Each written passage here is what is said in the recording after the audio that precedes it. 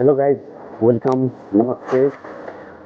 हजुरहरू भन्नुहुन्छ हाम्रो प्रधानमन्त्री बोल्नु नै हुन्न ल। आज हाम्रो प्रधानमन्त्रीजीले बोल्नुभएको छ भाइ।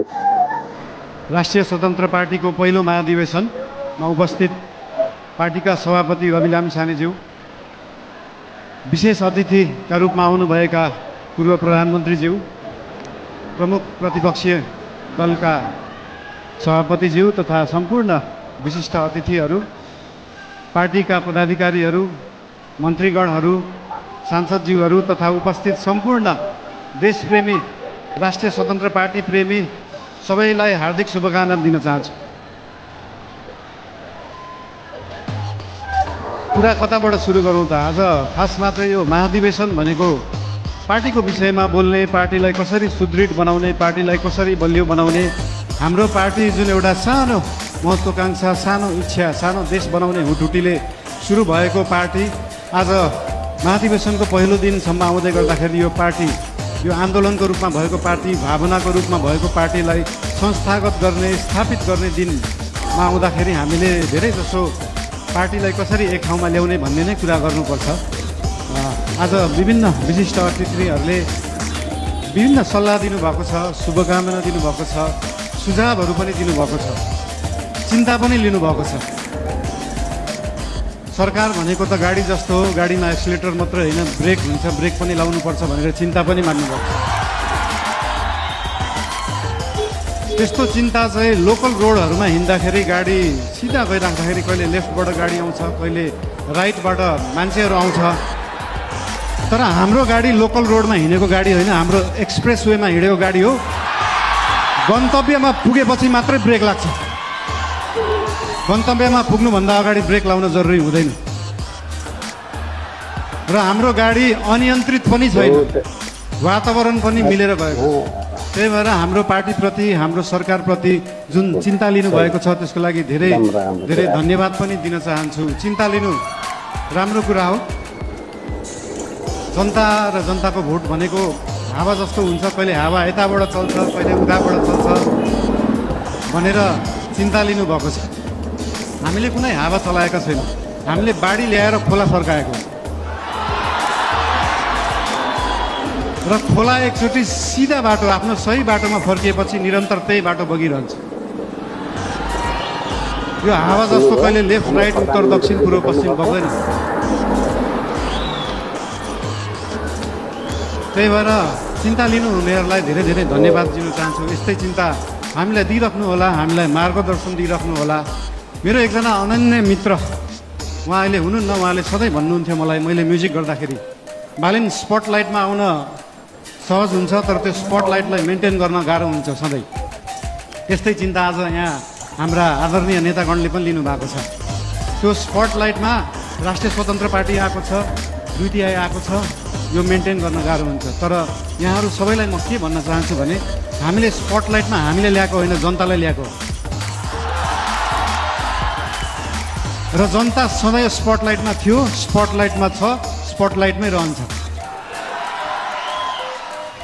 हामीले दिएको प्रकाश नेतालाई दिएको प्रकाश होइन। हाम्रो सूर्य नेताप्रति मात्रै चम्किँदैन, हाम्रो सूर्यले जनतालाई प्रकाशित गर्छ। त्यही भएर यो जनता सधैँ अगाडि नै रहन्छ। र आज पार्टीप्रति आज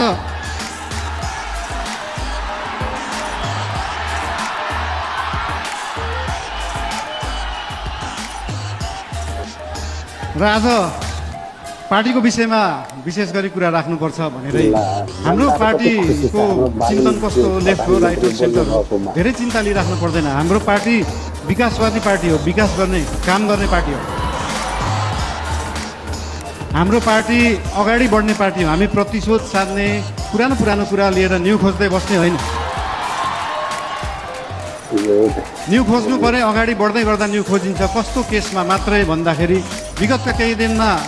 विगतका दिनहरूमा कुनै फटाइ भएका छन्, सरकारी सम्पत्तिको दोहन भएको छ, सरकारी रकमको दोहन भएको छ भने त्यहाँनिर न्यू खोज्न जरुरी हुन्छ। त्यहाँ न्यू खोज्छौँ हामी। र त्यो न्यू खोज्दै गर्दाखेरि अख्तियारलाई 5 घन्टा सोधपुछ गर्नुपर्छ, सरसल्लाह लिनुपर्छ भने हामी 5 घन्टा मात्रै होइन, 5 वर्ष गर्छ। 5 वर्ष अख्तियारलाई राखेर सरसल्लाह गरिन्छ। त्यसमा चिन्ता लिइराख्नु पर्दैन। हामीले नियम कानुन मिच्दैनौँ, नियममा बसेरै काम गर्छौँ, नियमभन्दा बाहिर जाँदैनौँ।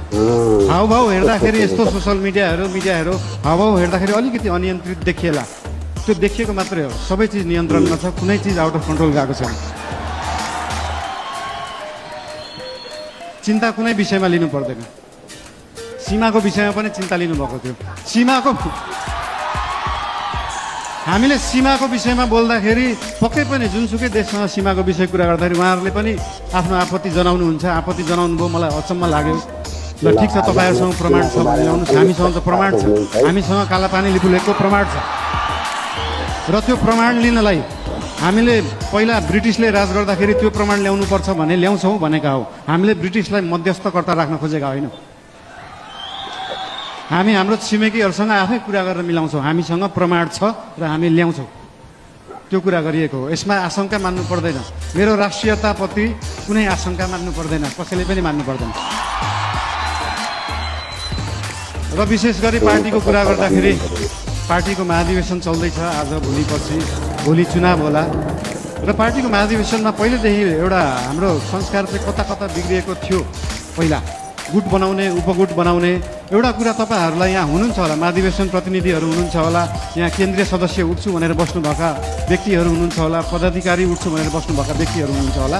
तपाईँहरूलाई एउटा कुरा स्पष्ट के भन्न चाहन्छु भने एउटा राम्रो नेता बन्नलाई, एउटा राम्रो राजनीतिज्ञ बन्नलाई जनताको आस्था, जनताको माया जित्नुपर्छ, कुनै समूहको मायालाई हुँदैन। त्यही भएर समूह बनाउने पछाडि नलाग्नु होला।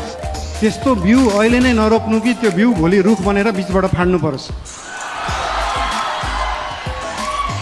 त्यही भएर यस्तो बिउ रोप्ने काम, यस्तो रुख फलाउने कामहरू हामी चाहिँ नगरौँ। हामीले पुरानाहरूबाट यो सिक्नुपर्छ।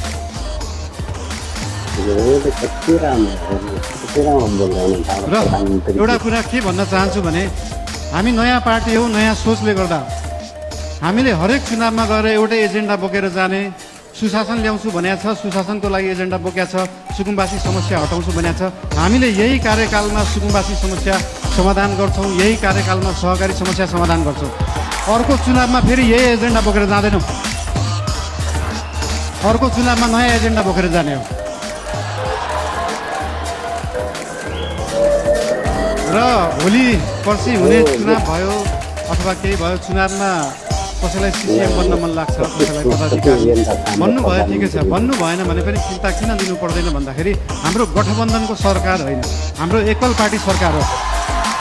र एकल पार्टीको सरकार हुँदा के बुझ्नुपर्छ भन्दा हरेक मन्त्री प्रधानमन्त्री हो, हरेक सांसद प्रधानमन्त्री हो, हरेक पदाधिकारी प्रधानमन्त्री हो, हरेक सिसिएम प्रधानमन्त्री हो, हरेक कार्यकर्ता प्रधानमन्त्री हो, हरेक आस्था राख्ने मान्छे प्रधानमन्त्री हो। भोलि तपाईँले सिसिएम जित्नु भएन, म सिसिएम भएको भए यो गर्थेँ भन्ने छ भने आउनुहोस्, भन्नुहोस्, पार्टीलाई भन्नुहोस्। भोलि तपाईँ सांसद हुन सक्नु भएको छैन, म सांसद भएको भए यो काम गर्थेँ भनेर लिएर आउनुहोस्। तपाईँलाई जे गर्न मन लाग्छ यो पार्टीले गर्छ, यो सरकारले गर्छ। र हाम्रो पार्टीका पदाधिकारीहरूलाई सरकार र पदाधिकारीहरू, सिसिएमहरू विभिन्न जिल्लाबाट आउनु भएको छ, उहाँहरूसँग कनेक्ट भएर उहाँहरू र सरकार एउटै हो भन्ने उहाँहरूलाई चाहिँ अनुभूति गराउन अझै पनि उहाँहरूलाई अनुरोध गर्न चाहन्छु। अझै बोलौँ, के गरौँ? ठिकै छ, अब नबोलौँ भन्दा बोल्ने दिन आइहाल्छ भने जस्तै। ठिकै छ, अब अर्को यो पछाडिको मन्तव्य हाम्रो सभापतिज्यूको रहेको नै छ। एउटा कुरा फेरि अन्तिममा के भन्न चाहन्छु तपाईँहरूलाई भन्दाखेरि पार्टी चाहिँ एकै ठाउँमा राख्ने कुरा हो, पार्टीलाई एक बनाउनुपर्छ। आज भोलि पर्सि चाहिँ हामी पार्टीको बारेमा सोचौँ र त्यो पछाडि 5 वर्ष देशको बारेमा सोचौँ। धेरै धेरै धन्यवाद।